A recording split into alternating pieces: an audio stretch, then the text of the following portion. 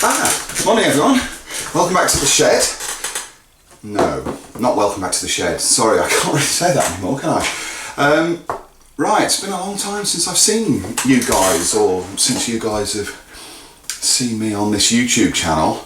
It's been sort of 3 or 4 months, I think, since I've done anything, and quite a lot has changed since then.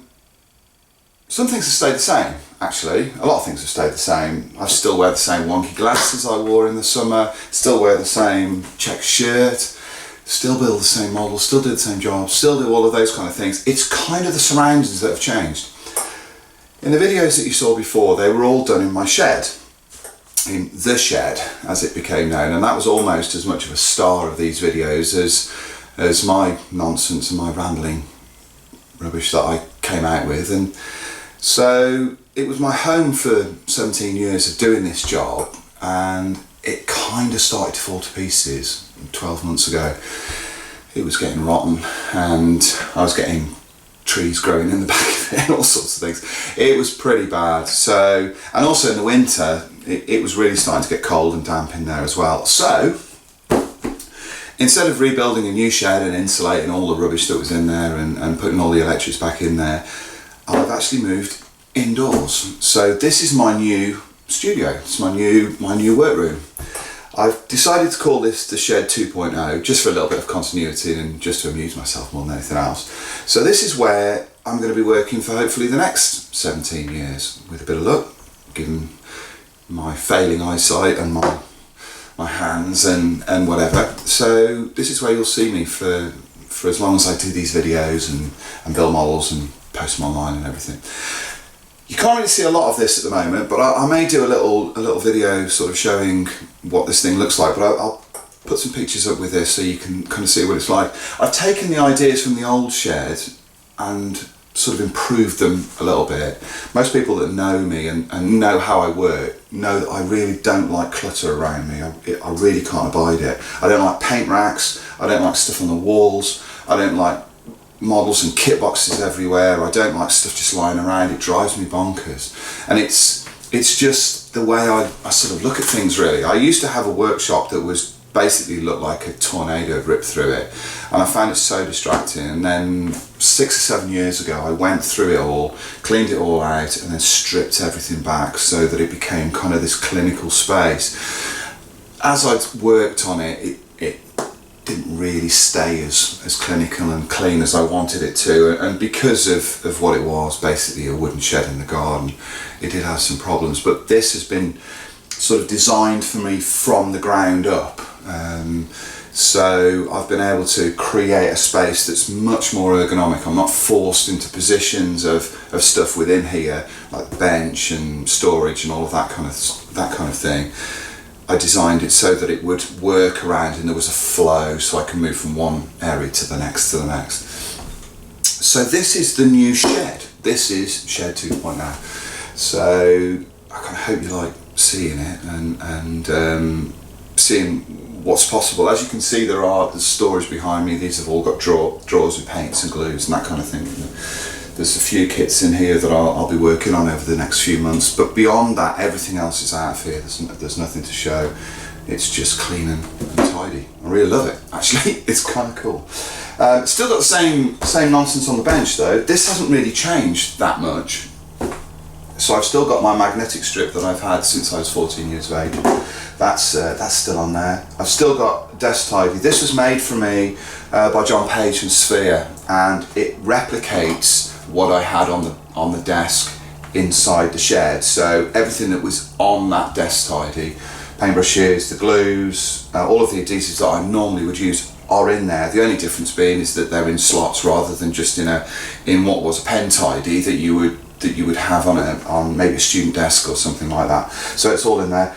Plastic box has got my tools in and some of the abrasives that I use, but beyond that it hasn't really changed. It's got a new cutting mat, which I really like, a bit bigger than the other one, so that's kind of cool. Bought this cheap from Trago Mills in Falmouth, cost 15 quid or something. It's much bigger than the other one, so that's really nice too. It won't be long before it's covered in glue stains and cut marks, but that gives me a bit more kind of space. The other thing that I've changed is that instead of having this desk against the wall, I've moved this desk out, and the reason for that is that it does two things. Firstly, it uses the space in the centre of the room. If I didn't do this, then this space here would just be redundant. There'd just be a hole there, and for no other reason other than I decided to put this bench against the wall. The other thing is that I'll now be able to put the camera on the other side of the desk and film myself from that side, and it'll make it much more easy to do technique videos, which was something I couldn't really do in there, and I really struggled because the camera was here or here and it was really intruding onto what I wanted to do. So with a bit of luck it'll be on the other side, and then you can kind of see it coming over. So that's it. The new space, the new office space. Okay, so this video has been kind of a long time coming. It's been 3 or 4 months since I did the last one. Just come back from Scale Model World and seeing all my friends and seeing a load of great models and all that kind of thing up at Telford. It was this weekend. A couple of things that came out of that. One was the sad news that Dick Ward from Model Decal had passed away this weekend. Dick was a real pioneer in the hobby. He was the guy behind Model Decal and was I guess the driving force really along with Microscale for the aftermarket decals that we all take really for granted now. So his passing is real loss to both the hobby and the industry, because he was deeply embedded within the industry as well in terms of design. So that's a real sort of kick, I think, for everybody. So we're still recovering from that. So my thoughts go out to his family and his friends, who would be upset today. So, but the second and the main reason for doing this video is that I have a white box and a load of pieces of paper that I've just thrown all over the floor. I have a white box, and for those of you who followed my nonsense on this video channel will know that these white boxes always, or more often than not, contain something from Tamiya, and in this case it's their 109G-6. Now this kit is not due out until February of next year, so although we're having a look at one of these and I'm going to be building one of these soon, don't be getting all excited that this kit is due for release this month. It's not due for release for another 3.5 months, so it'll be I'm not sure whether it's the beginning of February, but certainly sometime in February, and I believe that's a concrete release date. According to the hobby company, I spoke to them over the weekend, and they said that was the release date for this kit. So please don't expect to see this before Christmas. You won't. Now, 12 months ago, I was given an F14 Tomcat, which I reviewed on here, and I reviewed in Tamiya magazine. And at the time, I stated categorically that I thought it was the best 48 scale kit I'd ever built. And everybody that's seen photographs, hopefully, will have enjoyed how that model goes together. And I also felt at the time that it would take some time for that quality to be surpassed. I spoke to Andy Farmer from the hobby company over the weekend, and he suggested that may well still be the case given the quality of that kit. Well, I've just taken a look at this thing this morning. I didn't have time to have a look at it last night, and I had a quick glance at it over the weekend. I think Tamiya have already done that. I think this kit is better than their F14.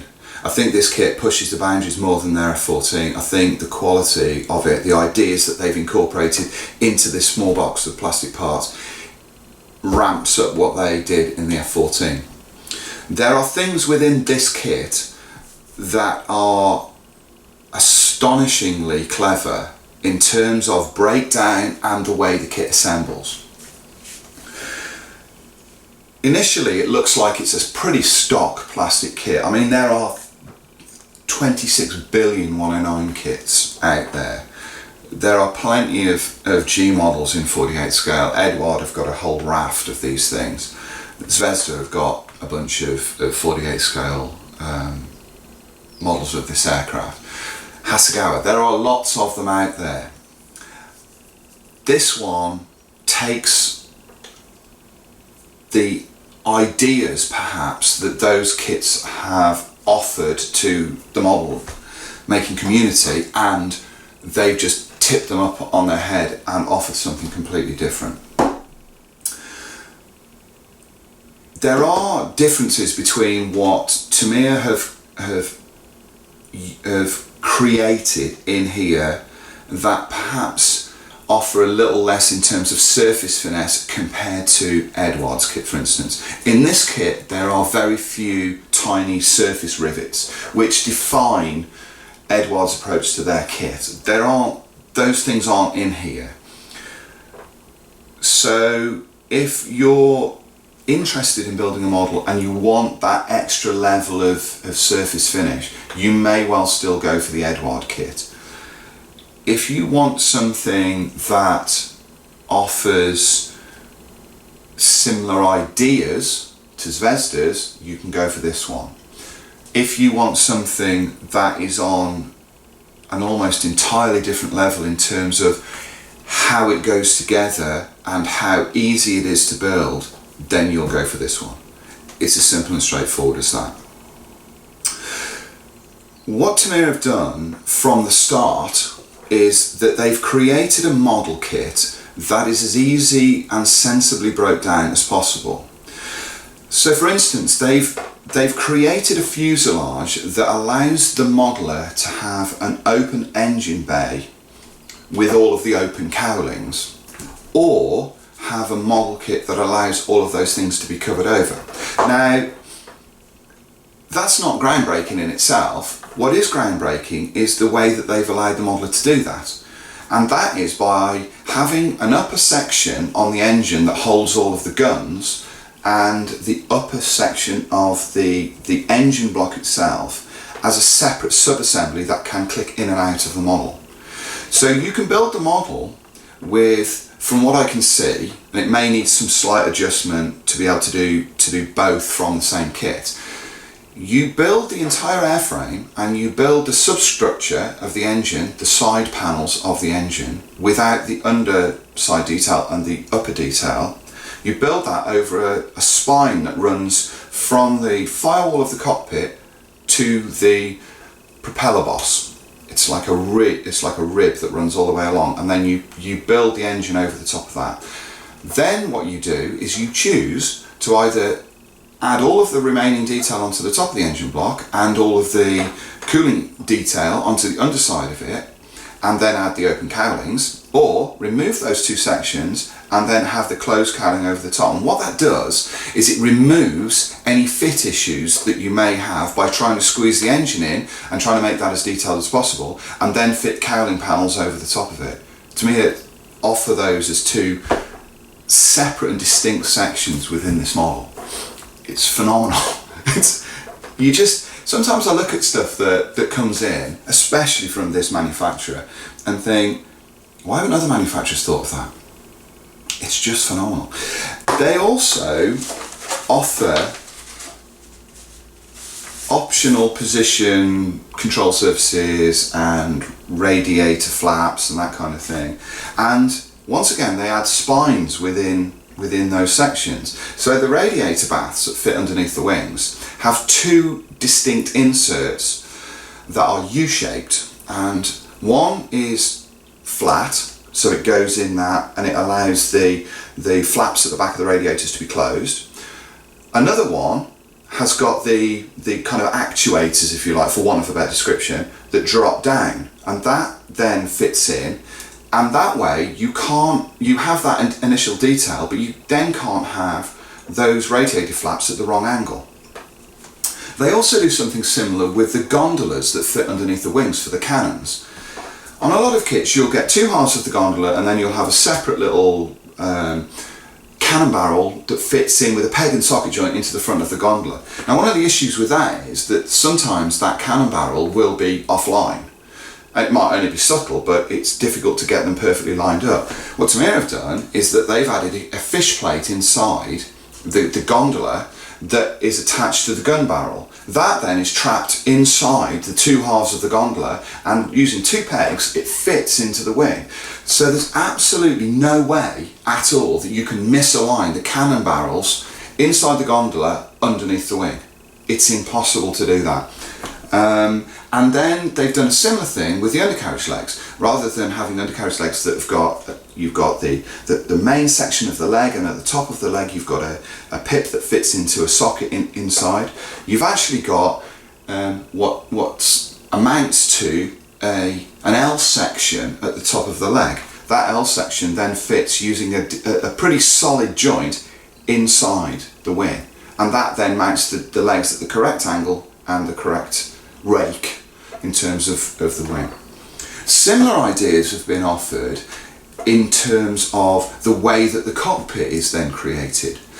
On Edward's kit, for instance, and a lot of other kits, the open canopy section, as it hinges over, is glued into place with kind of luck and judgment, really, because you have the ledge of the canopy rail, then the edge of the canopy, and you put the two things together, and then you put a bead of glue and then you hold it in place. Doesn't happen in this case. What Tamiya have done is that they've offered the open section, then you see the hinge, and then underneath the hinge are two pegs. Those two pegs then fit into two holes that are mounted onto the canopy rail. So it just basically almost clips into place. When it comes to the open cowling panels, upper and lower section, each one of those is once again mounted in place by distinct and solid peg and socket joints, almost rectangular kind of pegs, if you like, and sockets. So from what I can see, once all that section is built and it's all clipped together, you can actually mount those pieces into place dry. You don't need to put any glue on those. You can then glue to that upper panel the jacks or the retaining rods that then go down onto the top of the exhaust, and you can have those, you can then be able to remove those, take them away, and if you want, remove that upper section with the gun on the top of the engine, and then build the closed cowling panels and then just clip those into place. The ones underneath, those are held in place by a micro magnet that then binds onto a washer that is fixed inside, what I can see, inside either the engine or it's the other way around, whichever it is. There's a magnet and a washer, in the same way that they approached the cowling panels, I think, on the Spitfire. They may have done it on the P51 as well, so that it allows them just to clamp together.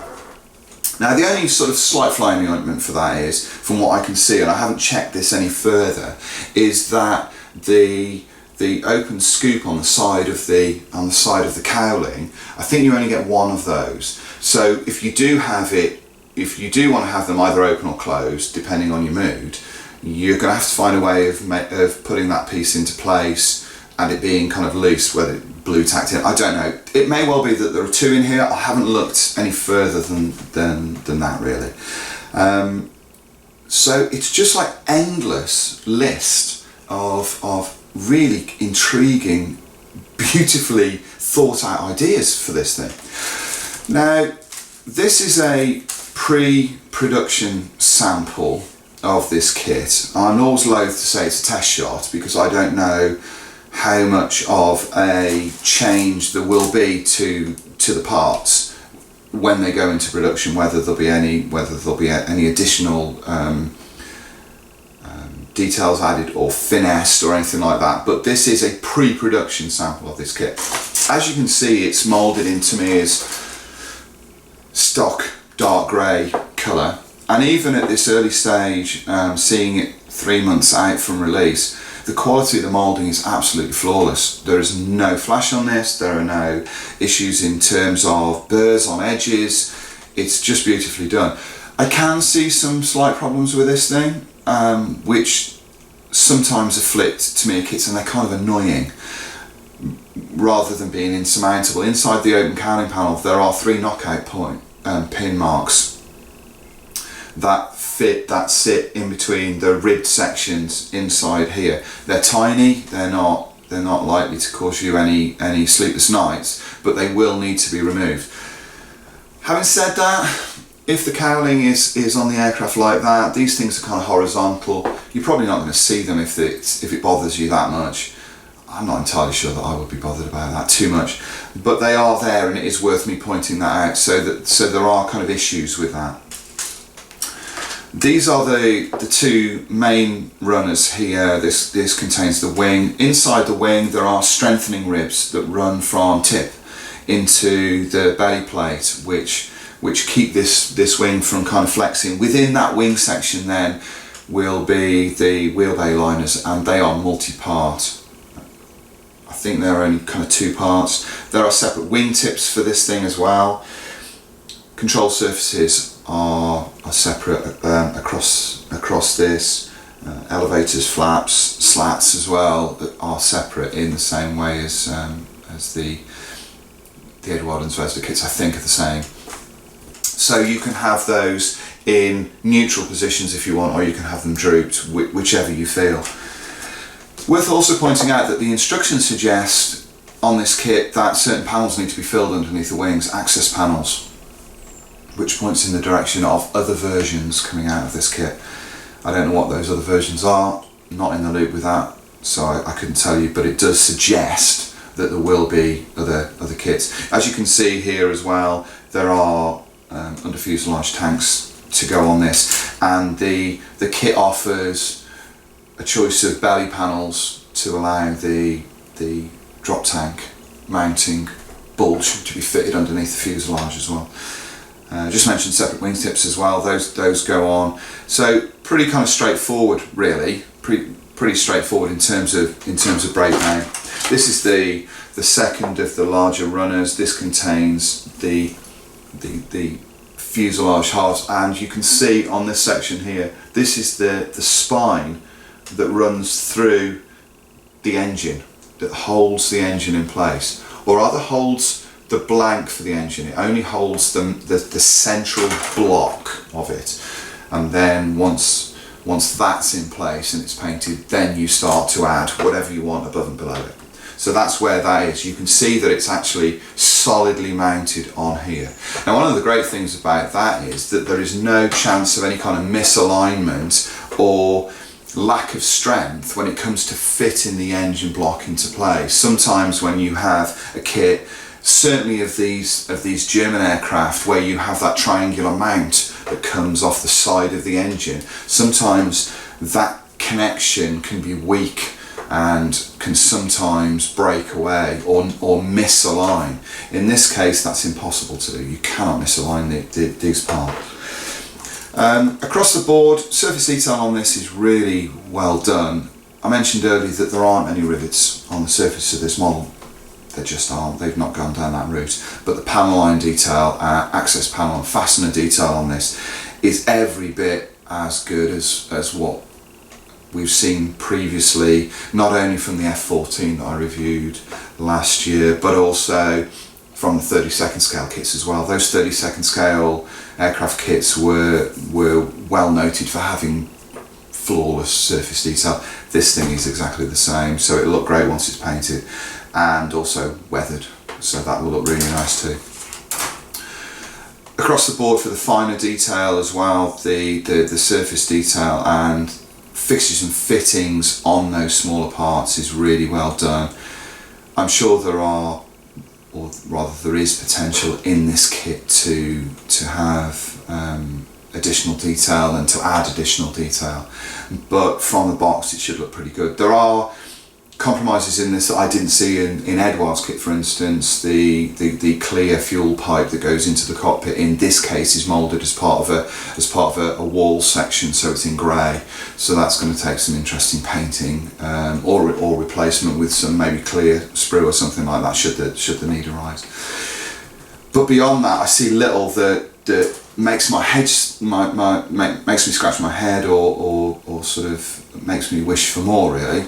There's a clear runner in here, offers the canopy sections, also offers 2 windscreen sections, and the windscreen sections are supplied with part of the frontal fuselage as well, so that will allow those to be easily and securely placed behind the kind of the cannon bay, machine gun bay rather, and the engine in that. Beautifully clear as well, and thin. They look really nice. Along with the clear parts, the kit also contains a masking set, the kind of thing that you would have got in the 32nd scale kits. So so that's in here as well. That allows you to mask off the canopy. As usual with a Tamiya kit, they're not cookie cut, they're not die cut, they're just on a sheet, and you'll need to cut those through.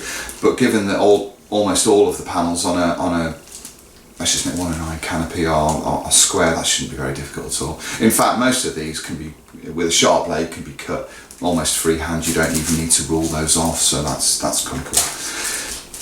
Then there's a little bag here. This little bag contains polycaps and also the washers and magnet that I mentioned earlier on, so that completes that construction. I don't have a full spec set of instructions for this kit, so as usual I have a photocopied set, but these look to be pretty complete and look like they're going to be the instructions that will be in the kit. As usual, they're extremely well drawn, and the layout is really good. They point you through every single nuance of construction, including all of the filling of the panels underneath the wings, all of the colour call-outs. They're, as usual, Tamiya paints. You can't really blame them for that. And they guide you through everything. There isn't a single piece in this kit, from what I can see in this instruction, that isn't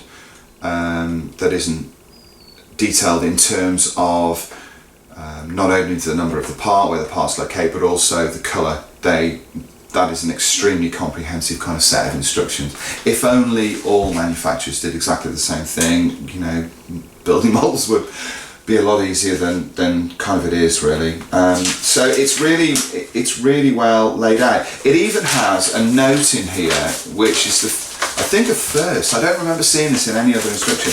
And it's on this bit here. When you join the two fuselage halves here, it actually notes that on a 109, the seam line that runs from behind the cockpit to the fillet of the tail fin, above and below the fuselage, should not be filled. That it is a distinct seam there, that you see that joint. There is no smooth surface there, because it's two halves.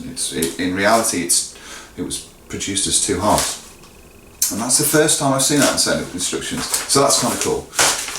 So those are the instruction sheets, and then the final part of this is a set of drawings for the colour schemes. These drawings look to be in 48 as well. These are the drawings for the aircraft, and three options are supplied for this. The one is 9JG54 from February 44. The second one is from 7JG27. This is an aircraft based in Crete, and then the final one is from 9JG52 from Novo's Zaporozhye, and that's the sort of the set that's offered. All three of these aircraft are painted in that kind of mid to late war pale blue grey with grey and green camouflage on it. Pretty stark, quite sombre. Two of the aircraft are made a little bit more interesting by having more definite swatches of colour. Yellow in terms of the first one, white in terms of the second one. The third one is a bit more sombre. You're not going to be short of colour schemes for 109G6s if you choose not to build and paint this aircraft from the box. They're legion, they're all over the place, so you can pretty much do whatever you want. I haven't decided what I'm going to do with this thing yet. Decals are supplied on two sheets in this little bag here. Provides all of the markings right across the board. This decal sheet as well includes swastikas on it. I don't know whether those swastikas will be on the sheets that are supplied to countries where those things are banned. Don't know about that yet, but they're certainly on this pre-production set. So we'll see how that happens. Second decal sheet in here provides all of the stenciling and the smaller unit badges. It also supplies decals for the seat straps, which Tamiya have been doing for quite some time now. That allows perhaps beginners who want to build this to produce a model with seat straps in just by using the decals. I'll be replacing those with some Eduard parts. But as usual, I think that's kind of, it's not a particularly acceptable thing for me to want to use. I wouldn't want to use those decals on a model like this, But I think that's a nice inclusion to put inside one of these kits, because it means that you can complete the kit and have it so that it looks complete straight from the box. I think that's a great idea. So that's kind of Tamiya's latest 48 scale kit. I say latest because there may be another one coming out at some point. Don't know. I really don't know anything about those kind of things. Before anybody asks me, and before anybody sends me a message and says, "Come on, Spence, what's the next one?" Don't know. Really don't know. So that's their new 109G-6. I can only reinforce what I said in the introduction. This is another phenomenal piece of work from Tamiya. It's another kit that pushes the idea of simplicity of construction and complexity and their desire and need to produce something that everybody across the board can put together. I love the idea of that. I love the idea that I can put this thing together and have a model I can stick in my display case and it'll look fantastic. I can detail it and add all sorts of nonsense to it. But I also like the idea that a beginner could go out, buy this kit because they love the aeroplane, put it together, and they wouldn't have any problems at all with assembling this. I think there's a place in the hobby, and I've discussed this many times, to have models that test your skills. I don't believe, never have, never will, that all model kits should be able to be built by everybody from an absolute beginner right the way through to a seasoned professional. I don't believe that. I think some kits are there to test your skills, and some kits are there to be a challenge, if you like. But equally, I think that in terms of kits like this that are of subjects that appeal to a huge swathe of the model making community, I think there is a place for kits that everybody can build, and this is certainly one of those kits. In every way, the same manner as their Tomcat last year. A beginner could have picked up that kit and put it together. It would have been absolutely fine. So Tamiya's Messerschmitt 109. I'd like to thank the hobby company for allowing me to see an early sample of this kit, a very early sample of this kit, given that it's 3.5 months out, and I'm looking forward to putting this thing together. As usual, I'd like to thank you as well for kind of sticking with me and taking the time to watch this nonsense and watch my ramblings on these kits. So thanks so much for doing that. Hopefully it's not going to be another 4 months before I do another video. In fact, it won't be. I've got some plans now. I'm settled into here to do some other things. In the meantime, have a great day. Enjoy your week, and I'll see you again next time. Take care. See you soon. Bye now.